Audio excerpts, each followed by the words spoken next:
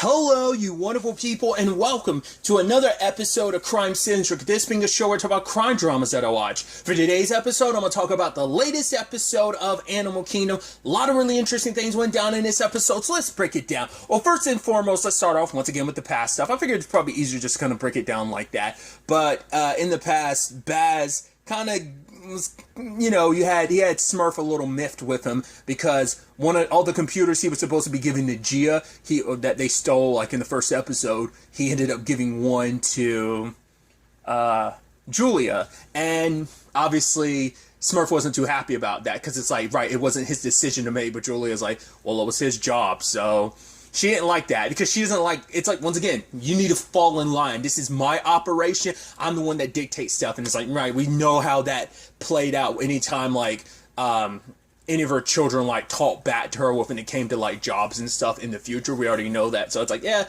that need for control obviously existed way back when too. I don't think she had to worry about it as much because she already had them wrapped around her fingers by the time the series began, where we started like with them being older. Like it was already past that point, but now it's like you're seeing those early stages of it. So Baz is trying to get on Smurf's good side. That's what I'm like, I don't know. It's hard to say. Like, I'll go ahead and say it. I've always felt like Smurf had like a weird relationship with some of her kids. Baz in particular, it almost seems like it legitimately seems like Baz wants to bang Smurf. And then, I mean, it's like, she's not his mom. Like, not saying that's okay, but it's like, I don't know. And also, like, the whole thing between her and Pope, I'm not the only one. Like, people have always thought about that, too. As like, their relationship always seemed weird and incestual to some extent. So, I don't know if they're really even going to push that angle, but it's just like, she just always has she's always had the weirdest relationship when it came to Pope. Maybe, once again, maybe it's just her, like, seeing too much of Colin in him and that just kind of being that weird angle of things. But, like, I don't know. Maybe it's not even just that. Maybe it's just like, right, Smurf did take him in. So maybe it is like him feeling indebted to her. Like, right, I'll go along with what Smurf says. I need her on her good side because, like, right, she took me in, so I don't want to be the ungrateful adopted son. I don't know if that plays an angle to it. Maybe it's a combination of everything. But he tries so hard to be on, like, it's like, oh, that job of yours went sideways? Well, don't worry, you don't need someone, the person backed out, you don't need them. You got me, you got Julia, you got Pope. Don't worry, we kind of, you know. And also, when Baz kind of immediately left her room, they were having fun and everything, and then the moment he left, and just chase after Smurf, it's almost, once again, it's just kind of like, right, like anything I have, and Pope feels that way this episode too. Anything he has isn't his. Anything that's hers isn't really hers. It's like, oh, whatever happening between her and Baz is like, yeah, like Smurf's always got to get in the middle of it. It's just like, right. And what does he do? He always goes chasing after Smurf. It's like, right, what about me? So it turns out Pope is still going to church, much to his mom's chagrin. And she's like, oh, I heard you. She's like, why are you going there? And immediately being like, oh, is it about a girl? And then you start getting in that weird conversation, like, once again, what parent has that conversation with their child? Like, oh my God, so what kind of girls you into? You into curly girls, the beachy girls? It's like, he's like, no. Because she's assuming like, right, the only reason why you're going to that church has to be because of a girl, right? And the fact is that he's like, no, I like it there. And she's like, come on. Like, because he's like, you told me you didn't want me going there, but you never said I couldn't go. And now she's saying like, don't go back there. And he does. And lo and behold, the moment Baz stepped in, I was like, okay. Because Baz was like, oh, I'm here to pick you up. I'm like, no, Smurf sent you to keep an eye on him. But we find out later on it was also the case to joint too, which is like a double middle finger.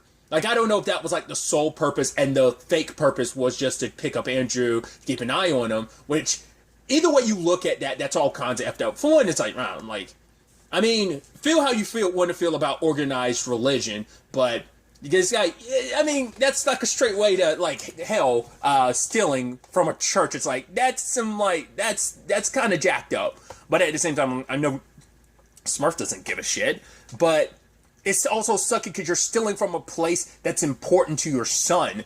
You know, for him, it's like, right, this is supposed to be a safe space. It's like him, it's like, right, the priest saying like, hey, like anything you've ever done can be forgiven if you ask for forgiveness. And then there's the whole situation of Pope being like, well, yeah, I have dark thoughts. And before he could even really open up, Baz showed up. And so now Pope can't even be open. It's like, right, this ain't even a safe space anymore. Like, I can't even just be myself. And he jumps on Baz. He's like, dude, this is supposed to be mine. This is something that's not connected to her, and even I can't have that. You know? Everything has to be something she's got her hands, or, you know, it has to be something she's in control of. She gets to dictate stuff. Like, I can't have my own life outside of her. Julia tried that last episode, but her mom kind of got her claws into Julia and was like, no, come on, bad. You know, it's like, right, we got to focus on what's most important right now, family. So, it's all about family. Yeah. Because, like I said, even Baz admitted he's trying to get back in Smurf's good graces. Like, yeah, I just want her off my back because I gave Julia a computer and stuff like that. And, you know, he's like, yeah, I'm just trying to be nice to her. So, but, Smurf wants to hit that spot. It's like, yeah, this next job, you can all get $1,000. It's like, who are you hitting? It's like, well, we're going after. It's like, really? And even, like, Julia snapped at her mom. It's like, you're the reason why he's like this. It's like, Baz, you recognize. He's like, Andrew's always been like that. It's like, maybe, yes, to some extent, but it got worse and worse. From where he is right now, timeline-wise, in the 90s to where he is present day, is all his mom not letting him get help or, like, have anyone to talk to. It's just kind of like, no, if you want someone to talk to the family. But even then, it's just like, his mom's probably going to shrug that off because she's like, you don't need any changing, like, you're going to try and basically make you hate yourself, is what she was saying earlier. Like, that's why you want to go back to that place. They're going to make you hate yourself. And I'm like, yeah, but maybe on some level you don't want to admit that you're kind of the reason why Pope he definitely already hates himself. Like, it's a lot of self-hatred that's there. Like, that's where I think a lot of his anger is coming from, you know? So, the environment him and his sister grew up in, and just both of them, like, they're both so angry. Like, Julia just keeps hers a little buried beneath the surface. It's her, like, snapping back and being, like, sarcastic and stuff. Or just kind of, like, her like, clapping back. That's, like, her way of dealing with it.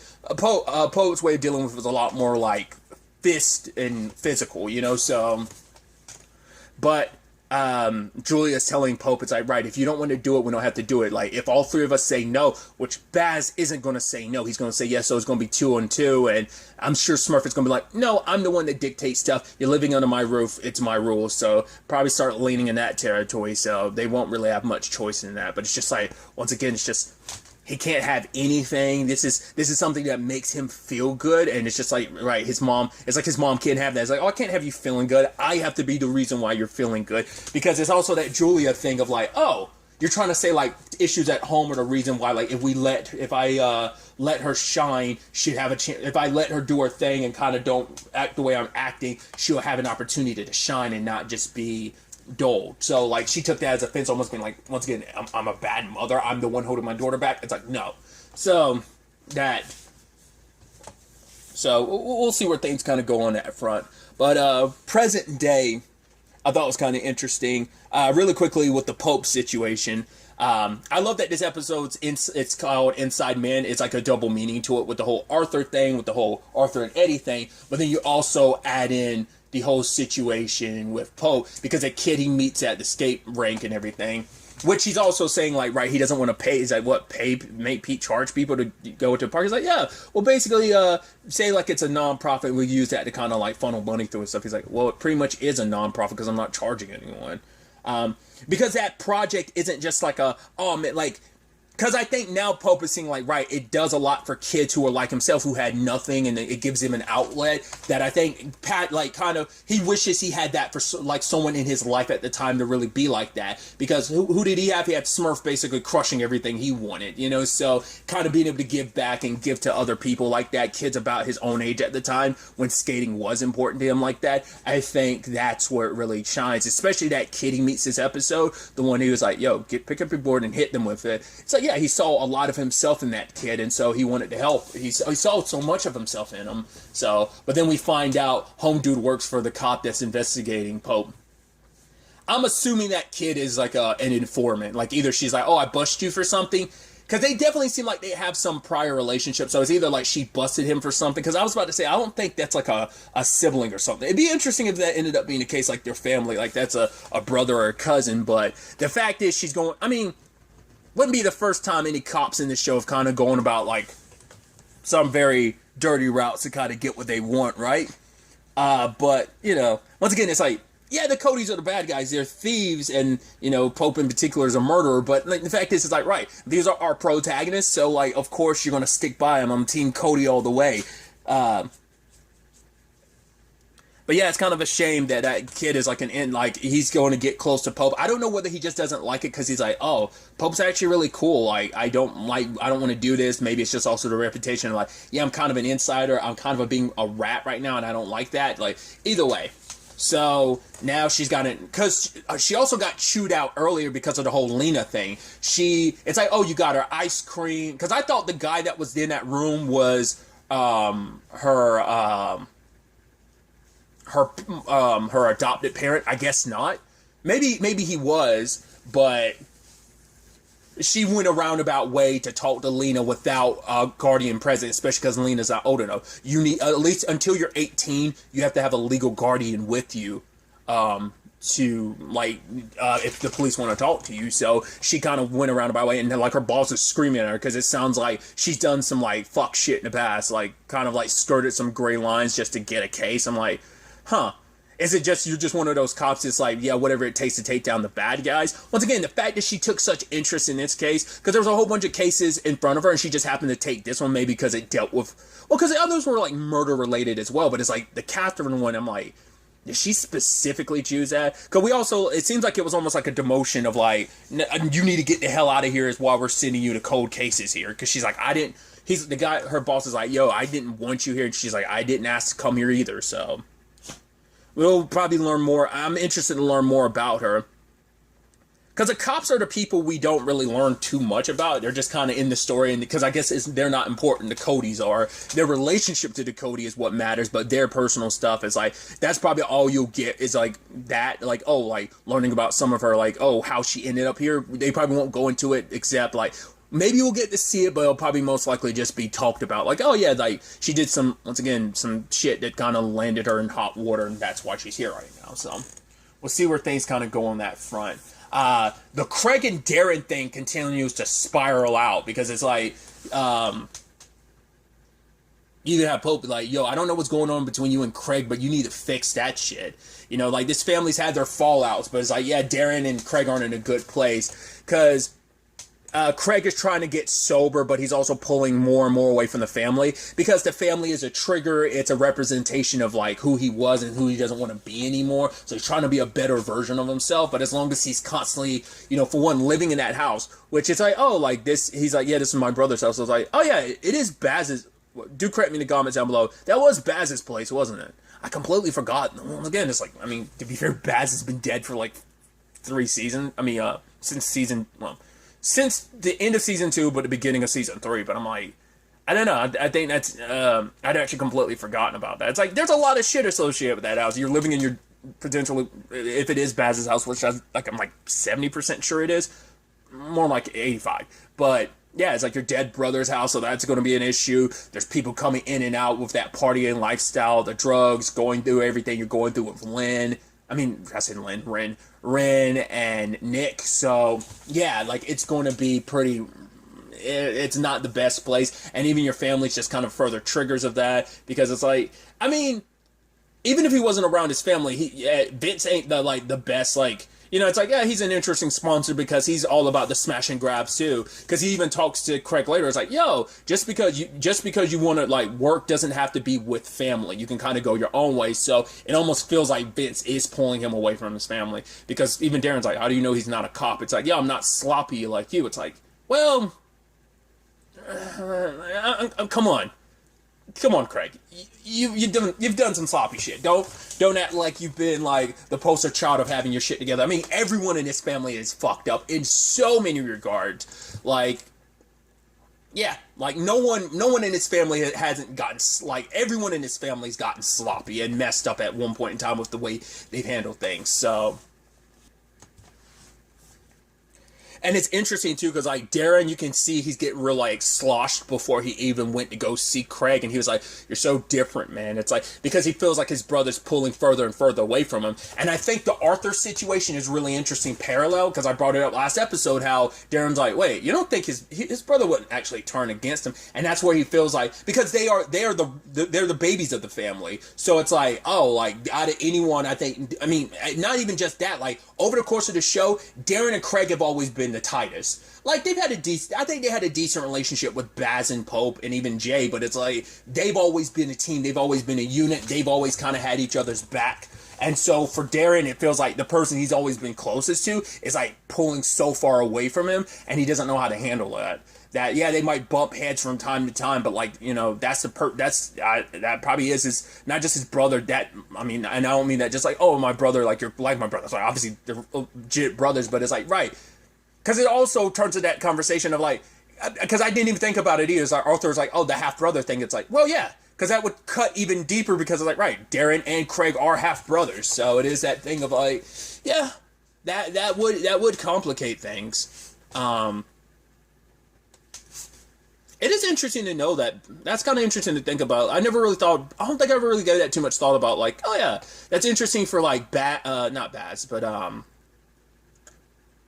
probably made Pope and Julia's relationship even more interesting. Is like they're the only ones that are full-blooded siblings. I mean, obviously they're twins, but yeah, because they're the only ones, because everyone else had different parents. Obviously Baz was adopted.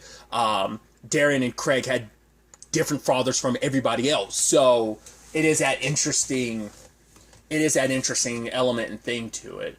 I don't think I never thought about that as much, but it's like, yeah, I mean, even where things stand currently, all of them have like different fathers, so it makes that family so like kind of, I mean, just because they're half siblings doesn't mean anything, but it's still like, I think that's playing a role into it. Definitely with the Darren and Craig thing, but I'd never really broken down like the whole fact of like, yeah, they're not all full-blooded siblings, they're all half siblings. Not like that matters, family is family, but now like Darren's starting to question some of that, because even with this Arthur and Eddie situation, so like I said, I think he's spiraling a little bit, and obviously because of that, it's affecting his relationship, because his guy wants to know, like, yo, I want to know more about you. It's like, oh, who's Jay? It's like, my nephew. It's like, oh, I didn't even know you had a nephew. So like, yeah, like, let's not just bang it out in your office. To be fair, he hasn't been in a committed relationship since Adrian, and even that got brought up. It's like, oh, so have you ever been alone last time? He's like, yeah. How long?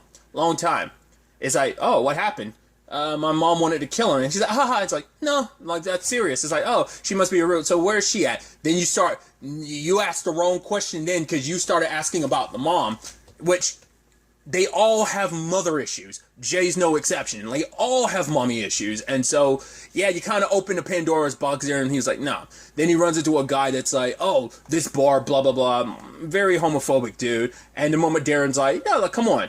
I'll bring one of them back out there, don't pussy out. And then he beats the guy up in front of his date. Because it was just a situation. The way he was unbuckling his belt, I was like, are you about to piss on him or something? But he stops. I don't know whether that was just like, oh, let me unbuckle my belt so like I can get better like movement while I'm like pounding him while he's on the like pavement. I don't know. But I thought he was gonna like whip his dick out and piss on the dude. But it never happened. But Darren's like, yeah. He wanted to show that, because he's trying to scare the guy away. It's like, oh, that's what I'm doing. I'm pushing everyone I care about away. I'm pushing Craig away. And now it's like, yeah, you wanted to know me? Well, this is me. This is who I am. I'm this violent person. Like, yeah, he's trying to sabotage the relationship. I mean, that's a sad thing. Like, I mean, this relationship could have worked, because at least with the Adrian situation, your mom was still around at the time.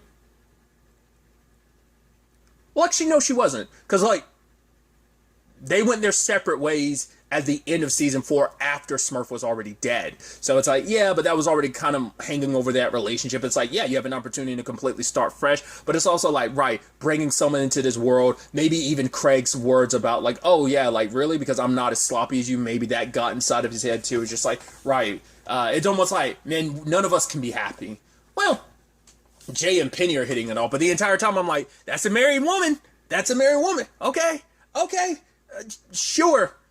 I mean, it wouldn't be like he's the first one to like bang it out with like someone that was married, because like Darren hooked up with like I don't even know if they were maybe they were married. There was like a swinger couple that like Darren like, I want to say the boyfriend or husband in front of the other guy, and he was kind of making a point because it was supposed to be like a threesome type of thing, but it was just kind of like Darren dominating type of thing. I don't know.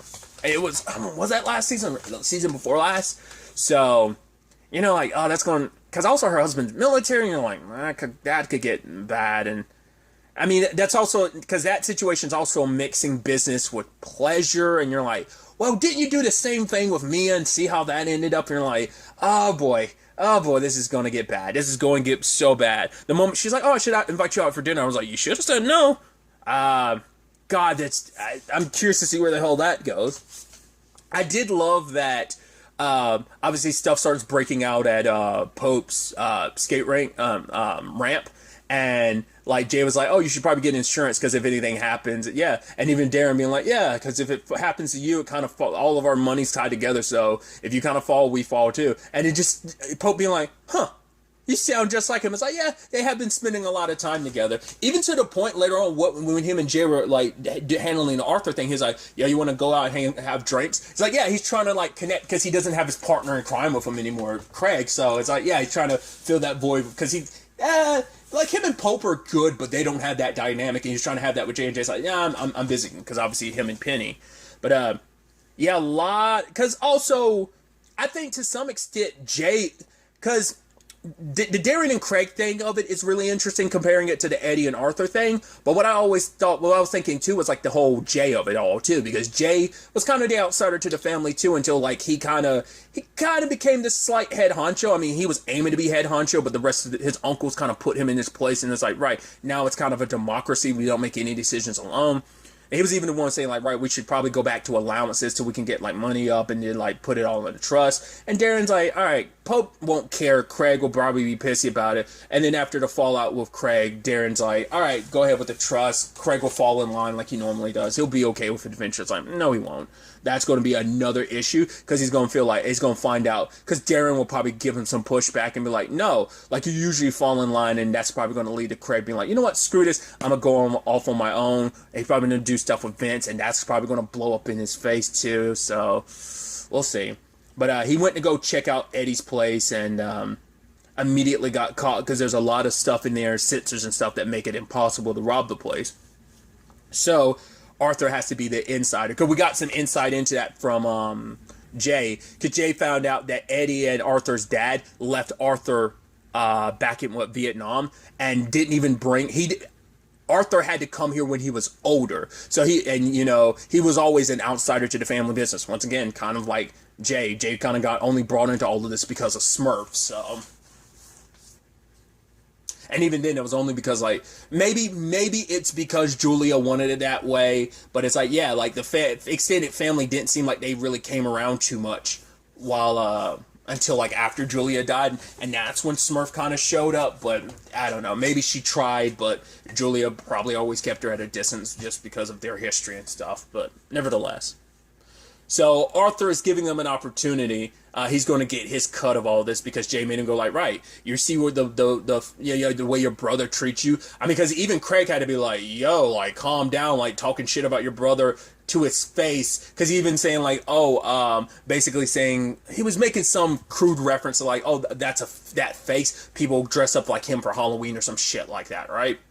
And even Craig probably going through everything he is with Darren, that probably hit even harder maybe to some extent. But yeah, Arthur is going to be the inside guy. But the problem is, I don't 100% trust Arthur, because it could just be like probably put things, it's like, yeah, despite issues and everything, we are family. So he'll probably try and put family first. So I'm worried this might be a setup. We'll see, but. Because that look on Arthur's face when they're walking on, it's like, I'll keep my eye on him. I feel like there's a good chance Arthur's going to screw them over. Because the point is, like, there's going to be, like, a party where there's going to be jewelry and stuff like that. So, Arthur's going to give them their address, and they're going to hit that spot. Because any other their normal tactics of, like, breaking into a place aren't going to help in this regard. So they're going to have to do the robbery off-site at, like, this party or whatever. So, we'll ultimately have to wait and see where all of, how that ends up going. But, some definitely really, really interesting developments. I'm really curious to see where all this ends up taking us going forward into the next episode. But really, that's all I'm going to talk about. Till the next time we meet, be happy, be safe, live life to the fullest, and enjoy it. Good day and goodbye.